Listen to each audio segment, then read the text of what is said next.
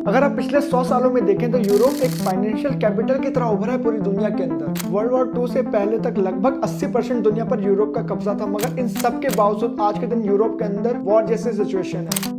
Britain के अंदर financial crisis चल रहा है, फ्रांस आतंकवाद से परेशान है और जर्मनी क्लाइमेट चेंज और नेचुरल गैस के प्राइसेस की वजह से सफर कर रहा है। यूरोप वर्ल्ड वॉर 2 के बाद सबसे बड़ी फाइनेंशियल क्राइसिस से जूझ रहा है। वहीं दूसरी तरफ नॉर्वे, एक ऐसा देश जो आज के दिन ह्यूमन डेवलपमेंट इंडेक्स में नंबर 1 पर है, जहाँ की 25% से ज्यादा पॉपुलेशन मिलियनर है, जो 7th मोस्ट हेल्थीएस्ट कंट्री है दुनिया में। और कई लोगों को तो ये भी नहीं पता है कि Norway 13th largest oil producer है दुनिया में। और अगर आपको लगता है कि एक देश की आर्मी उसकी ताकत को दिखाती है, तो आपको अपनी किताबों में बदलाव करने की जरूरत है, क्योंकि एप्पल और फेसबुक जैसी कंपनीज भी आज के दिन नॉर्वे से बिना पूछे कोई डिसीजन नहीं लेती। वहीं दूसरी तरफ जहां ईरान और वेनेजुएला आज के दिन कंगाली की कगार पर है, नॉर्वे की पर कैपिटा इनकम अमेरिका को भी क्रॉस कर चुकी है।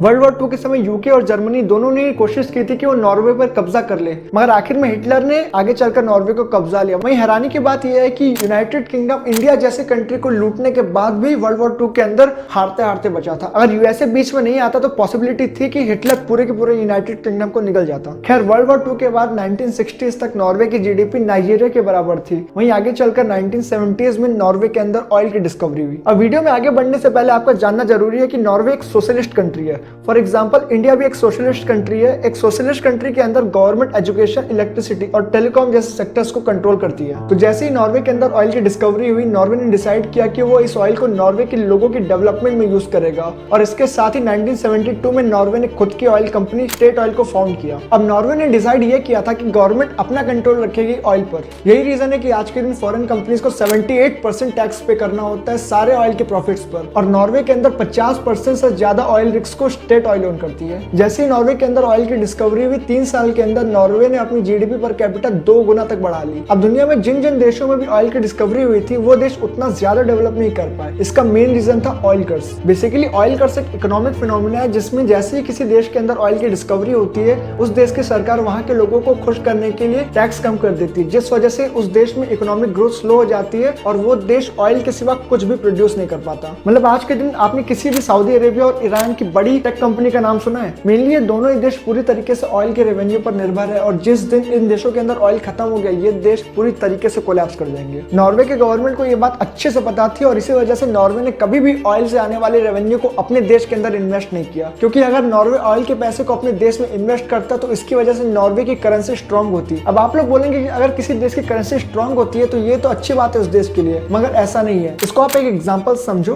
अब थोड़ा सा ध्यान देना यहाँ पर। लेट्स से आज के दिन $1 is equal to 10 Norwegian krone. तो अगर कोई व्यक्ति 10 नॉर्वेजियन क्रोन की ब्रेड को यूएसए में एक्सपोर्ट करता है तो यूएसए में इसकी कॉस्ट आएगी $1। लेकिन अगर नॉर्वे की करेंसी स्ट्रांग होकर हो जाती है $1 is equal to 5 Norwegian krone, तो पहले जो ब्रेड नॉर्वे में बन रही थी उसकी कॉस्ट थी 10 क्रोन। तो जब नॉर्वे इस ब्रेड को यूएसए के अंदर एक्सपोर्ट करेगा तो यूएसए के अंदर इसकी कॉस्ट आएगी $2, जो कि पहले से दुगनी है। इस वजह से यूएसए के लोग नॉर्वे की ब्रेड को नहीं खरीदेंगे और नॉर्वे के एक्सपोर्ट्स घट जाएंगे। इसी कारण बहुत ज्यादा स्ट्रांग करेंसी भी होना अच्छा नहीं होता किसी देश के लिए। तो अब नॉर्वे ने ऑयल से आने वाले सारे पैसों को इन्वेस्ट करने के लिए एक सॉवरेन वेल्थ फंड बनाया। जैसे आप आज के दिन दुनिया भर में स्टॉक मार्केट्स में इन्वेस्ट करते हैं, वैसे कंट्रीज भी स्टॉक मार्केट्स में इन्वेस्ट करती हैं, और उन कंट्रीज का सारा पैसा एक सॉवरेन वेल्थ फंड में होता है। आज के दिन नॉर्वे के सॉवरेन वेल्थ फंड की वैल्यू है $1.3 ट्रिलियन।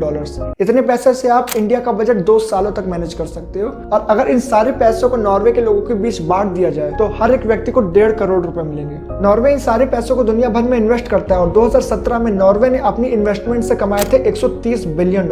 इसके अलावा नॉर्वे ने यह भी इंश्योर किया कि फ्यूचर में कोई करप्ट पॉलिटिशियन आकर इन सारे पैसों का मिसयूज ना करे। इसके लिए नॉर्वे में एक फिजिकल रूल है कि गवर्नमेंट उतना ही पैसा फंड से निकाल सकती है जितना उस फंड ने इन्वेस्टमेंट के तौर पर कमाया है, जो कि 2017 में $130 बिलियन था। Norway 8th biggest share holder है एप्पल के अंदर, और नॉर्वे ने फेसबुक के अंदर भी अच्छा खासा इन्वेस्ट कर रखा है। 2018 में फेसबुक ने नॉर्वे के कहने पर एक न्यू एल्गोरिथम स्टार्ट किया था फेक न्यूज को फिल्टर करने के लिए, और साथ ही साथ वेज गैप को कम करने की कोशिश भी की थी। नॉर्वे ट्राई करता है कि इस फंड का एक भी पैसा human right abuses, tobacco, weapon manufacturing और इवन ऑयल में भी दोबारा इन्वेस्ट ना हो। इस कारण से नॉर्वे हर साल एक ब्लैक लिस्ट रिलीज करता है जिसमें उन कंपनीज के नाम होते हैं जिसके अंदर नॉर्वे इन्वेस्ट नहीं करने वाला। इसमें इंडिया की कंपनी आईटीसी भी शामिल है। नॉर्वे का इतना इन्फ्लुएंस होने का मेन रीजन है नॉर्वे दुनिया के 1.5% स्टॉक्स को ओन करता है। इतना सब होने के बावजूद Norway one of the most economically equal countries में आता है, जहाँ की वर्क फोर्स एक्सट्रीमली स्किल्ड है। इंडिया और नॉर्वे दोनों ही सोशलिस्ट कंट्री है, इस वजह से इंडिया इंडिया नॉर्वे से बहुत कुछ सीख सकता है। और अगर आपको वीडियो पसंद आया तो लाइक करें और सब्सक्राइब करें चैनल को। तब तक के लिए मैं आपसे मिलता हूँ अगले वीडियो में एंड बाय।